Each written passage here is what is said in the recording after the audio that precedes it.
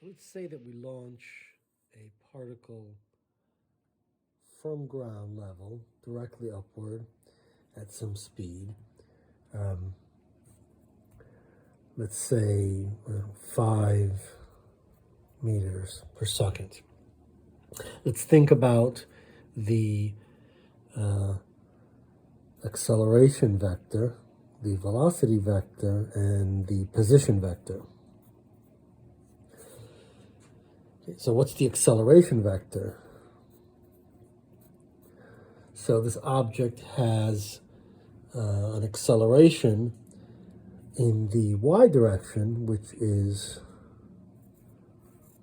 has a component minus g. So we have a minus g, say j hat, if we have a coordinate system that looks like this, where the horizontal direction is x and the vertical direction is y, and then the outward direction would be the z direction.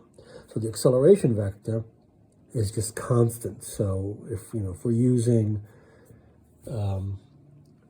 meters and seconds for our units, this would be minus 9.8 meters per second squared, roughly, depending on where you are on the surface of the Earth, and it's a constant. What is the velocity vector? Well, we have to integrate the acceleration vector, right? And so we'll get an x component, a y component, and a z component. The x component doesn't say anything interesting. The velocity in the x direction is 0. And when we integrate, the acceleration in the x direction is 0. When we integrate that, we get 0. We have the integration constant, which is the initial velocity in the x direction. That's 0. And so the only interesting component is the y component. So when we integrate this, we get minus g times t, and we add the constant. So symbolically, it looks like that. And for the specific values that we chose, that looks like we chose 5 meters per second. So this is 5 minus 9.8 t. That's j hat. And of course, the z direction is like the x direction. It doesn't have anything interesting to say. So that's the velocity vector. It's changing with time. And the position vector, the object is only going to move in the y direction, in the vertical direction.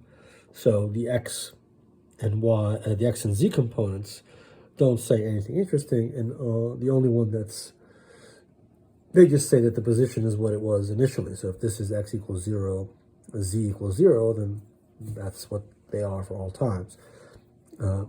What's changing is the y component. So we integrate this, we get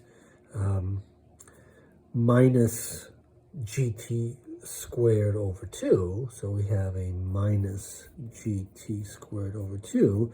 When we integrate this, we have a v naught t, and then we add the y naught plus the y naught, and that's the j component. The other two components are just 0, and that's so symbolically it looks like that. What are these actual values? Well, this is minus 9.8 divided by 2. What's that? That's minus 4.9 t squared plus 5t, and if y naught, ground level, we consider that 0, then we have nothing else to add there, and the position vector looks like that.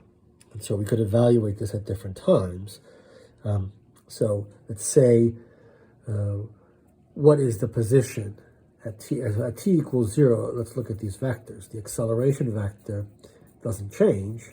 It's minus 9.8 j hat. The velocity vector is going to be 5 j hat. This is, by the way, meters per second, and this is meters. So that's 5 j hat, and the position vector at t equals 0 better give us the initial position, which is y equals 0. In fact, both of these are 0, so we get 0 meters for the position. And we could evaluate this as a function of time, so let's just maybe do this at some other value at t equals, at t equals 1 second. What does that look like? Right? The acceleration doesn't change as the object is moving. We still have minus 9.8 j hat. The acceleration vector is always the same. The velocity vector is changing at t equals 1 second. This is minus 9.8. So what's 5 minus 9.8? So we get 5 minus 9.8. Right, well, that's like 4.8 j hat meters. So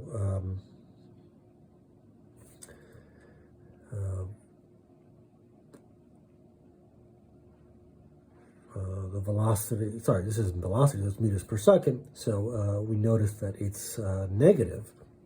So the object goes up, the velocity is decreasing, then eventually it becomes negative. And so at t equals 1 second, it's already negative.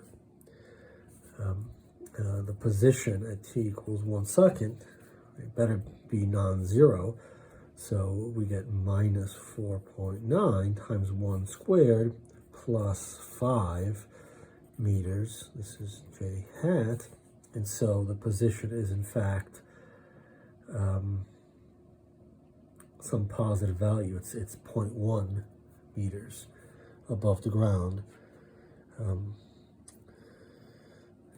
So it's approaching the ground. Its velocity is negative at that moment in time.